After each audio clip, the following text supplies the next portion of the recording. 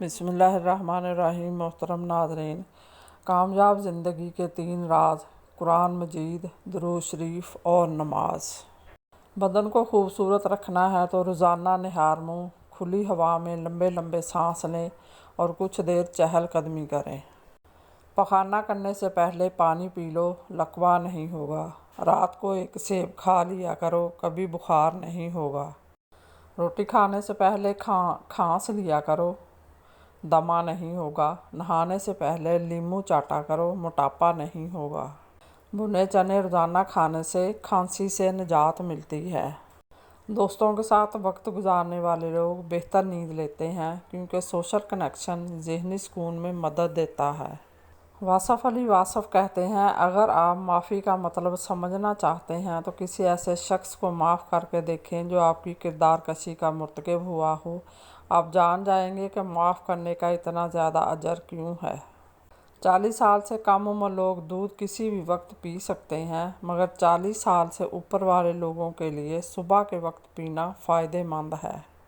زیادہ مزاح کرنے والے لوگ اکثر ذہین ہوتے ہیں کیونکہ زیادہ مزاح تخلیقی سوچ کی علامت ہے۔ چھوٹے بچوں کو نہلا کر کمر اور سینے پر ناریل کے تیل کا مساج کریں، وہ سردی سے محفوظ رہتے ہیں۔ جلد خشکی سے بچہ صحت مند اور پھلتا پھولتا ہے۔ کان کے درد میں یا کان میں پانی چلا جائے تو کوئی دوائی استعمال کرنے کی بجائے صرف الٹے پاؤں چلنے سے پانی نکل جائے گا۔ ماں باپ دنیا کی ہر ٹھوکر برداشت کر سکتے ہیں سوائے اولاد کے ہاتھوں لگی ٹھوکر کے۔ شیخ سعدی فرماتے ہیں، میں پوری زندگی 2 بندوں کو تلاش کرنے پر بھی تلاش نہ کر سکا، ایک وہ جس نے اللہ کے نام پر دیا ہو اور غریب ہو گیا ہو، اور دوسرا وہ جس نے ظلم کیا ہو اور اللہ کی پکڑ سے بچ گیا ہو۔